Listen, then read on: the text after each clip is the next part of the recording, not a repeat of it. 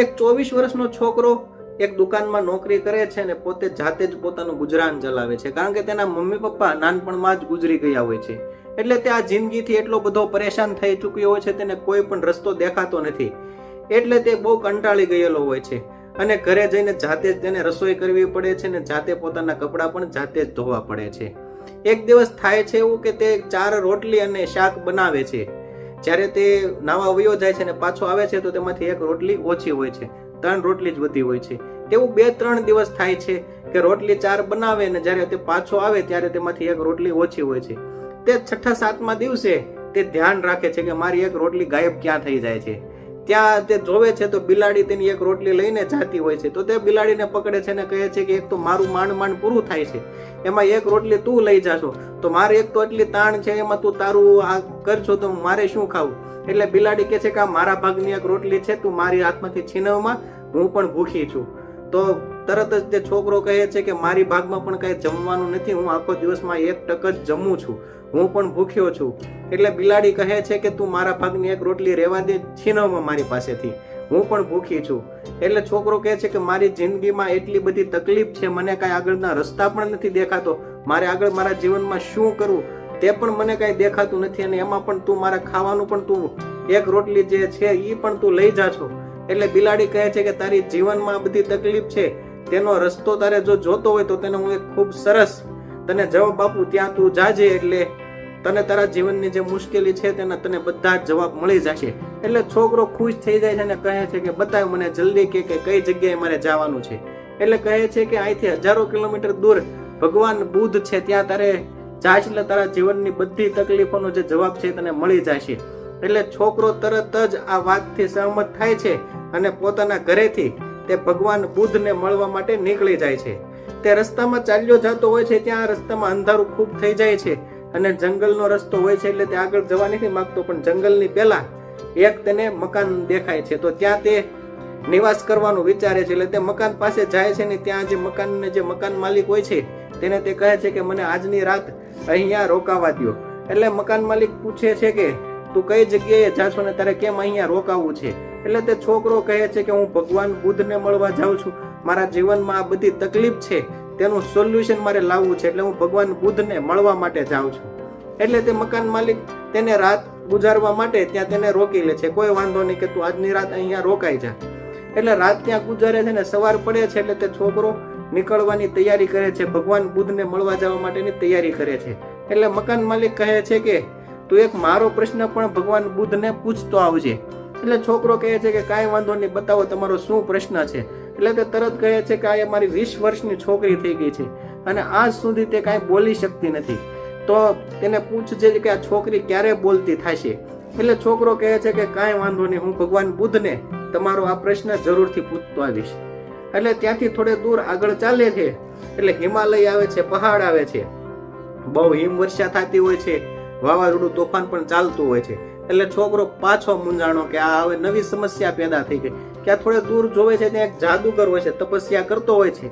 એટલે તે જાદુગર પાસે સીધો પહોંચે છે અને કહે છે કે મારે આ પહાડ પાર કરવા છે, પહાડની ઓલી બાજુ જવું છે. એટલે તરત જાદુગર કહે છે કે તું ક્યાં જાશો એમ. એટલે તરત એ છોકરો કહે છે કે હું ભગવાન બુદ્ધને મારે મળવા જવું છે, મારા જીવનમાં આ બધી તકલીફો છે તેનું સોલ્યુશન લેવા માટે મારે ભગવાન બુદ્ધની પાસે જવું છે. એટલે જાદુગર કહે છે કે આ પહાડ તો હું તને સામાન્ય રીતે તરત જ પાર કરાવી દઈશ, પણ મારા જીવનનો પણ એક પ્રશ્ન છે, તારે ભગવાન બુદ્ધને પૂછતો આવવાનું રહેશે એમ. એટલે છોકરો કે કાંઈ વાંધો નહીં, તમે મને આ પહાડ પાર કરાવી દેતા હો તો હું ભગવાન બુદ્ધને તમારો પ્રશ્ન પણ પૂછતો આવીશ. એટલે તરત છોકરો કહે છે કે જણાવો તમારો પ્રશ્ન શું છે એમ. એટલે તરત જાદુગર કહે છે કે મારો પ્રશ્ન એ છે કે હું અહીંયા 1000 વર્ષથી તપસ્યા કરું છું અને મારે સ્વર્ગમાં જવું છે, તો હું સ્વર્ગમાં ક્યારે જઈશ એનો જવાબ તારે મને ભગવાન બુદ્ધને પૂછીને કહેવાનું છે. એટલે છોકરો કહે છે કે કાંઈ વાંધો નહીં, હું ભગવાન બુદ્ધને આ પ્રશ્ન પૂછતો આવીશ. એટલે તે તરત જ જે પોતાના હાથમાં જાદુની છડી હોય છે, જાદુની લાકડી હોય છે, તે ફેરવે છે અને તેને તરત જ પહાડની પાર પહોંચાડી દે છે. એટલે તે જાદુની છડી ફેરવે છે ને તરત તે પહાડની સામે પાર વયો જાય છે અને સામે પાર જાય છે ત્યાં ખુલ્લું મેદાન હોય છે ને તે થોડોક આગળ ચાલે છે ત્યાં એક વિશાળ નદી ચાલી જતી હોય છે. એટલે તરત પાછો તે છોકરો મૂંઝાઈ જાય છે ને કહે છે કે આ વિશાળ નદી મારે કેમ પાર કરવી. એટલે તે સામે જોવે છે ત્યાં એક કાચબો હોય છે વૃદ્ધ અને બહુ વિશાળ કાચબો હોય છે. એટલે તે કાચબા પાસે જાય છે અને કહે છે કે મારે આ નદી પાર કરવી છે, તો મારે કઈ રીતે આ નદી પાર કરવી? એટલે તરત કાચબો પૂછે છે કે તું ક્યાં જાય છે? એટલે આ છોકરો કહે છે કે હું ભગવાન બુદ્ધ પાસે જાઉં છું, મારા જીવનમાં જે સમસ્યા છે તેનું મારે નિરાકરણ લાવવાનું છે, એટલે હું ભગવાન બુદ્ધને મળવા માટે જાઉં છું. એટલે કાચબો તરત કહે છે કે મારી પીઠ પર બેસી જા, પણ મારો પણ એક જીવનની સમસ્યા છે, મારો પણ એક સવાલ છે, તારે ભગવાન બુદ્ધને પૂછવાનો છે. એટલે તરત છોકરો કહે છે કે કાંઈ વાંધો નહીં, તમારો પણ પ્રશ્ન કહો. એટલે તે કાચબો કહે છે કે હું આ 500 વર્ષથી આ નદીમાં છું, પણ હું ડ્રેગન બનવાની કોશિશ કરું છું, હજી સુધી હું ડ્રેગન બની શક્યો નથી, એટલે ભગવાન બુદ્ધને પૂછજે કે હું ડ્રેગન ક્યારે બનીશ. એટલે છોકરો કહે છે કે કાંઈ વાંધો નહીં, હું ભગવાન બુદ્ધને પૂછી લઈશ. એટલે તે કાચબાની પીઠ પર બેસી જાય છે અને તે નદી પાર કરી લે છે. જેમ તેમ કરીને ભગવાન બુદ્ધ પાસે પહોંચી જાય છે અને ભગવાન બુદ્ધને મળે છે.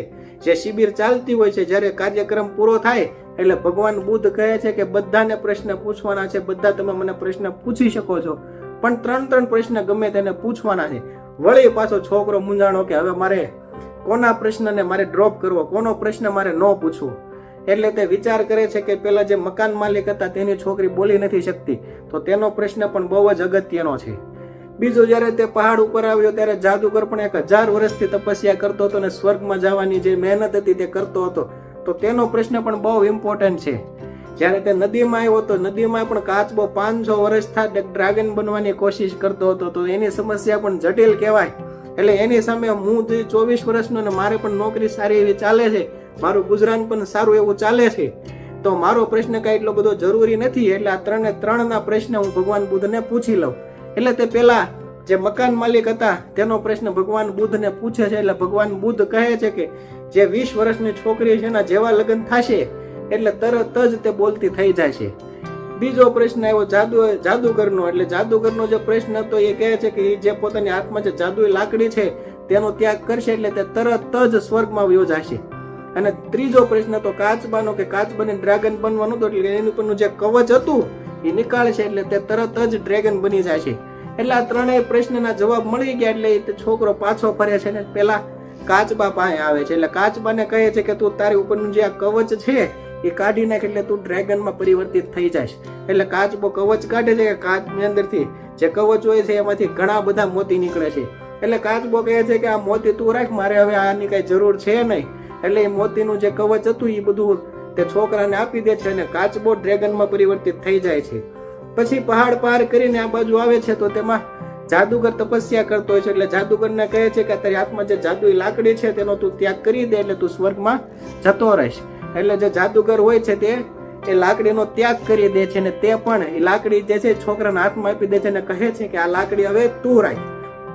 એટલે જાદુગર પણ હવે સ્વર્ગમાં વયો જાય છે.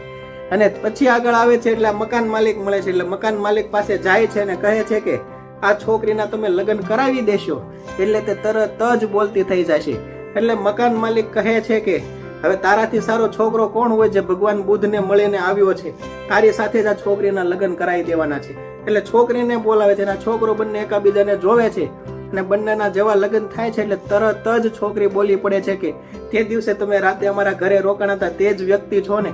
એટલે તરત જ તે છોકરી બોલતી થઈ જાય છે. એટલે દોસ્તો આ કહાનીનો સાર એટલો જ છે કે તમારે કાંઈક મેળવવા માટે કાંઈક ગુમાવવું પડે છે. એટલે આ છોકરાએ પોતાના પ્રશ્નનો ત્યાગ કર્યો એટલે તેને આ જીવનમાં બધી જ વસ્તુ મળી ગઈ, ધન, દોલત, તાકાત અને પત્ની પણ મળી ગઈ. દોસ્તો આ કહાની એ જ શીખવવા માંગે છે કે તમારે જ્યારે જહાજ એક કાંઠે બાંધેલું હોય છે ત્યારે તેનો કોઈ ઉપયોગ નથી હોતો, પણ જ્યારે તેને એક કાંઠેથી બીજા કાંઠે પહોંચવા માટે જે તે મોજા સાથે તોફાનો સાથે જે લડત આપે છે તેની જ તે કિંમત હોય છે. અને એક કાંઠેથી બીજા કાંઠે પહોંચવા માટે તમારે હંમેશા સંઘર્ષ, સાહસ કરવો પડે છે. દોસ્તો આ કહાની તમને ગમી હોય તો મારી ચેનલને સબસ્ક્રાઇબ કરી દેજો અને આ વિડીયોને લાઈક કરી દેજો. થેન્ક યુ દોસ્તો.